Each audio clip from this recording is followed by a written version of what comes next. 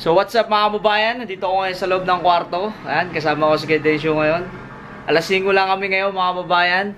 So ang problema ko ngayon, wala akong magawa. So kung sa mga nagtatanong kung ano yung itsura ng kwarto ng isang OFW, yon na ito, yung dormitory namin is mostly dito is lalaki. Etong kwarto namin dito mga kababayan, kung hindi nyo pa napapanood yung video vlog namin patungkol dun sa ano yung itsura ng kwarto namin, i-check nyo yung video vlog ko na yun. So magkakaroon kayo ng idea dito, lalo na dun sa mga gusto maging OFW. Mga kababayan, tatapatin ko kayo, ito ang katotohanan na kung gusto nyo mag-OFW, expect nyo na yung ganitong itsura ng kwarto. So mayaman, mahirap, ganito talaga magsasama-sama kami dito mga kababayan. So sa akin okay dito kasi okay naman yung mga kasama ko dito. So yan yung itsura ng kwarto namin. So sa kwarto namin magkakasya dito is ano rito, 8. So since ngayon ano kami dito, 7. Ito kami dito. Eskedesyo, topless.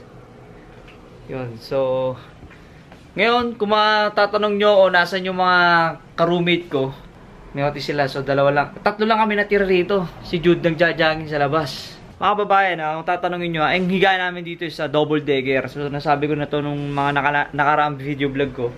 So ganito yung itsura ng double decker dito. Dito ko mahihiga kababayan kapag nag-apply ka dito sa Taiwan. Bawal maarte dito. Tataka lang. So ngayon, since wala pa syempre nakahiga rito, hindi pa kami nadadagdagan ng isa, nilagay muna namin ng mga gamit-gamit namin dyan. Ayan, yung mga bagay ni Gedensio. Mga kunting gamit, yung mga maleta. And so ayun lang muna nilalagay namin dyan. Okay lang yun sa amin. So ito yung higa ko dito mga babae, no? Medyo may nasikaso ako mga papers doon. Yun! So alam nyo mga kababayan, ang problema ko nga kasi ngayon, medyo mahaba pa yung oras. Nagvi-video ko ngayon 7 ng gabi. So medyo mahaba pa yung oras ko habang hinihintay ko kung makauwi si Jennifer Agay kasi may Bible study sila ngayon. So ngayon may free time pa ako at may nasikaso nga ako dito ngayon. Ito yung loob ng ano ko. Ito yung loob ng ano ko mga kababayan. Ng aking bed. No, may konting ilaw ako dyan. Tapos bag ko. Yan. So yung mga bagay na ganito mga kababayan, hindi natin kinahihiya dito kasi hindi kami katulad ng mga OFW dito. No, kaya Densyo, na kinahihiya nila yung ano, yung kwarto nila. Hindi naman lahat mga kababayan, pero may sinabi ko nga dati na may ilan dito sa mga OFW na medyo parang nahihiyata sila mag-picture, mag-video doon sa loob ng kwarto nila. Kasi syempre, naman, paano ba natin sasabihin yung Gedensio? Siguro medyo nahihiya sila. Akala kasi nila, syempre, na-expect siguro ng mga family na sa Pilipinas na baka natutulog sila sa condo, yun, mga apartment, ganon. Pero hindi, ang katotohanan is mostly, hindi ko nila lahat, mga babae na, kasi nagtatrabaho kami nga sa factory, sa electronics kami. So, yun, yung company namin is magkadikit lang yan sa ano, halos magkadikit dun sa aming dormitory yung company.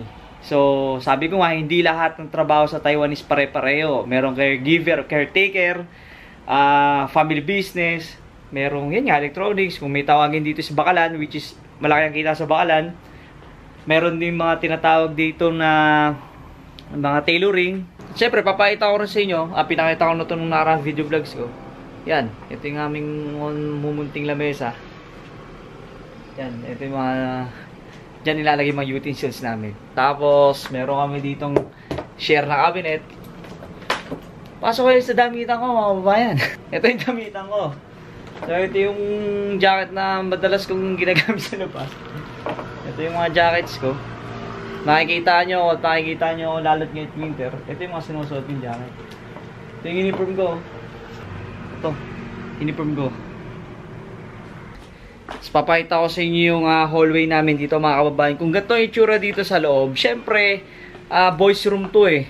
Ano bang i-expect mo? Sadya naman talagang ganito mga kababayan, di ba? So ito yung hallway namin mga kababayan, no? Sa hallway So ito yung itsura ng hallway namin, no? Ito yung hallway namin. Saan ba kayo sa video vlog ko? So dito yung TV room namin. Doon kami nanonood ng Ayun nga, mga palabas. Kasi yan, mga babae nating OFW nandito.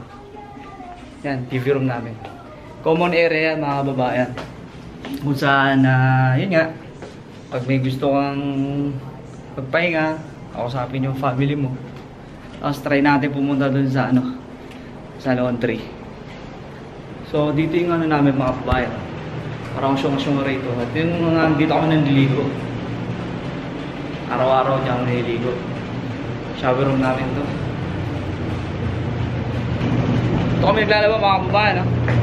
Yung laundry namin, meron kaming dryer dito at saka washers. Yung washers namin 3, tapos 3 dryers. So syempre kung tatanungin nyo ako may bahay dyan, may bahay dyan. Tapos mga babayan, nandito ko nga pala sinasampay yung ko, yung aking shoes. Yung nabili kong shoes, papakita ko sa inyo. Nakabili nga pala ako ng Vans na shoes, doon sa may Fuway Flea Market. 200 NT lang to. Ito, mukhang bago pa siya, tignan yung ilalim. 200 NT lang to mga babayan. Tapos meron pa ako nabili rito New Balance. Ito, New Balance. New Balance 100 NT lang. Ayun, makapal pa yung ilalim. So kung tatanungin nyo kung ba't ako nabili ng mga ganito, kasi masalubong. Sayang eh. So ayun, babalik na ako dun. Mukha na naman ako syong-syong na head. Sabihin ng mga kasama ko rito sa company, nangyayari dun kay Randy. So babalik na ako. Sabi ko nga, ito yung hallway namin mga babae, no? Pagdating dito sa kwarto namin is ito. Dito na ako sa kwarto namin. Kasi Kadesyo, naglalaro ng COC tsaka Mobile Legends. Pinagkakaabala niyan dito ni Kadesyo. So sabi ko nga sa inyo mga kababayan, wala na naman akong magawa ngayon. Bukod dyan, syempre, kinokontak natin mga family natin sa Pilipinas. Yan. May video vlog ako. Tsaka sabi nga, wala pa si Jennifer Ragay eh. Ngayon mga babae, maiba naman tayo. Kung tatanungin nyo kasi may hilig din ako na, yun nga, magbasa-basa ng mga balita sa Facebook. Lalo na nga, yung mga related sa mga Taiwan news. Lalo na sa mga Pinoy OFW. So ngayon, magbabasa ako ng konting balita na meron ngayon na, yun nga, related kami bilang isang OFW dito sa Taiwan. Sabi nga dito sa may Pinoy Refresher, yun nga, Facebook page, na dun daw sa Changhua County dito sa Taiwan is marami daw na na infected ng bird flu. 32,500 mga kababayan ng mga manok na yun nga na kinwarantino, namatay na. Infected daw eh dun sa Changhua County dito sa Taiwan. So sa mga bayan naming OFW dito sa Taiwan, bawas-bawas tayo sa manok. Baka mamaya infected yung manok na kinain natin, baka magkasakitin tayo. Tapos nga mga kababayan, dito sa may Kaohsiung, south ng Taiwan mga kababayan, may mga 5 Filipino crew members na ngayon isa reported missing. Pero hindi namin alam, hindi ko alam exactly kung natagpuan na yung mga yun. So hindi ko rin alam kung saan banda yun. Baka malapit na rin sa Pilipinas yung Kaohsiung kasi yun eh. Pero ang sinasabi doon na nasunog yung yung fishing boat na sinasakyan o pinagtatrabahuan ng mga mangingisdang Pilipino dito sa Taiwan. So sana makita na sila o sana nasa okay silang kalagayan. Good news din pala mga kababayan sa mga kababayan nating OFW dito sa Taiwan. Sabi kasi dito na magkakaroon daw ng minimum wage increase ngayong 2019. Kung naalala nyo, gumawa ako ng video vlog na itong nakaraan patungkol doon sa minimum wage increase from 22,000 to 23,000, diba? So ngayon, 2019, magkakaroon daw ng minimum wage increase ngayong 2019. So hindi natin alam kung maa-aprobahan ba yun. So hindi ko rin alam kung sakop din dito sa increase ng minimum wage yung mga caretakers natin eh. Pati yung mga nasa hey pre, ano siya? Ay Saipan, papa-orderin na ng peta. Mga babae, hindi ko sasabihin sa inyo, pero nagpa-planong mag-apply sa Canada to mga babae. Tetik ng IELTS to. Dito pwede. So dumating na si Jude. Jude, batas to eh. Batas. May una, nakikita ka ng 4,900 sa subscribers.